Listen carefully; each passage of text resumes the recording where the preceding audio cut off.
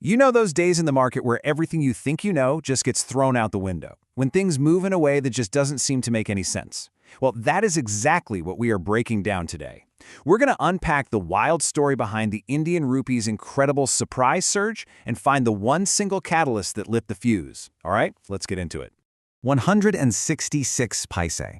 And let's be super clear here. That's not a change over a few weeks or a month. Nope.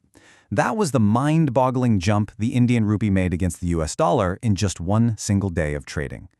A move that big, that fast, well, it's pretty much unheard of, and it tells you something really powerful was going on under the surface. And right here, this is where the mystery really deepens. I mean, a stronger rupee in our rallying stock market. That's great news, right? But here's the part that makes you scratch your head. This all happened on a day when foreign institutional investors were actually selling Indian stocks. Now, normally, that kind of selling would make the rupee weaker, not stronger. So what on earth was actually happening?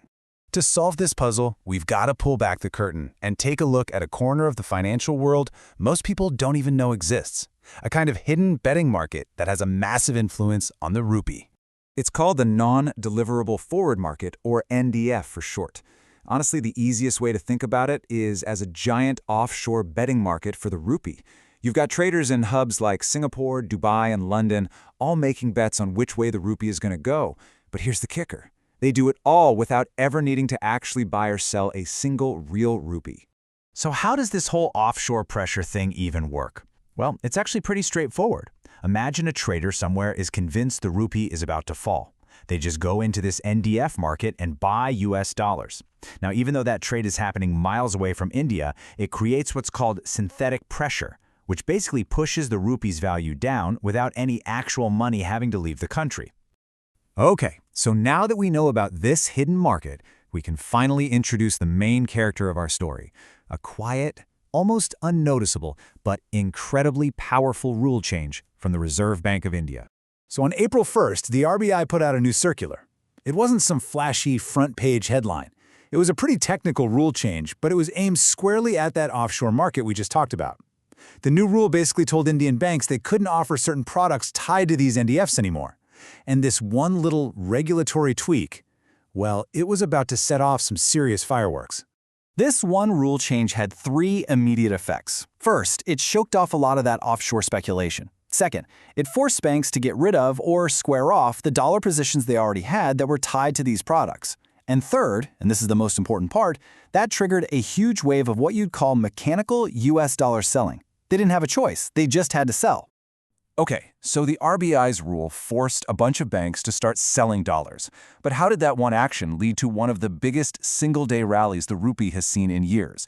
This is where things get really interesting because a cascade effect was about to kick in. Let's just break this down. Before the RBI's move, a ton of traders were long US dollars. That's just jargon for saying they were betting the dollar would go up and the rupee would go down. But after the RBI's new rule, banks had no choice. They were forced to close out all those positions. And there's only one way to close a long dollar position. You have to sell your dollars. And this is where the dominoes just started toppling over one after another. First, the banks started selling dollars to follow the new rule. All that selling started to push the rupee up. Then other traders saw this happening and started to panic. They rushed to sell their dollars to avoid huge losses. And this frantic rush for the exit just snowballed, accelerating the selling and causing the rupee to spike like crazy in a super short amount of time. All right, so the rupee mystery solved. But what about the stock market? How did this powerful wave of strength in the currency manage to lift the entire stock market, especially on a day when foreign investors were supposedly heading for the exits? This quote, right here, is the absolute key to understanding what happened next. The forced selling of dollars that the RBI kicked off was so big, so powerful, that it completely overwhelmed the regular demand for dollars coming from foreign investors. It just completely flipped the script. And in the markets, when something like that happens, sentiment can change in a heartbeat. So here's the bottom line. That sudden, totally unexpected strength in the rupee just wiped out the fear that had been building up in the market. And that triggered something called a short covering rally. Basically, all the traders who had bet against the market were suddenly losing a ton of money. They were forced to buy back stocks to close their positions, which just threw more fuel on the fire and pushed prices even higher. You could see this playing out perfectly in the IT sector. Now, usually a stronger rupee isn't fantastic for IT companies that earn in dollars. But on this day, that didn't matter.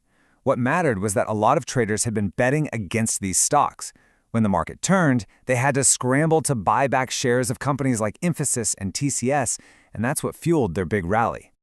For the consumer goods companies, the FMCG stocks, the story was much more straightforward. For them, a stronger rupee is just fantastic news. It means all the raw materials they import from other countries just got cheaper overnight. That helps their profit margins directly, which is why you saw stocks like HUL and Nestle India get such a nice boost. And finally, you had the banking sector. The mood in the market had been pretty negative, and a lot of traders had placed huge bets against the banks. So when that sentiment flipped because of the rupee's surprise rally, those short sellers had to rush to get out of their positions. All that panicked buying is what fueled the dramatic recovery and helped lift the entire Nifty index from deep in the red to the green. So now we can bring it all together. We can finally connect all the dots and give a definitive answer to our original question. What was the single biggest catalyst that caused this incredible market turnaround? Look, it really all boils down to a fundamental truth about how financial markets work. The RBI's quiet little rule change was the catalyst, because currency is the bedrock. The way the currency moves affects how foreign investors behave, and the way foreign money flows, well, that affects the mood of the entire market. And this right here lays out the entire chain reaction perfectly, from beginning to end. It all started with that one RBI restriction. That led to banks being forced to unwind their dollar positions, which created a cascade of dollar selling. That, in turn, strengthened the rupee by that massive 166 paise, which then triggered a huge short-covering rally in stocks and ultimately caused the whole Nifty index to recover. One small action setting off a massive chain reaction. It is just a powerful reminder of how interconnected everything really is, and how a seemingly small change in one little corner of the financial world can create enormous waves everywhere else. And it really leaves you with a fascinating question to ponder.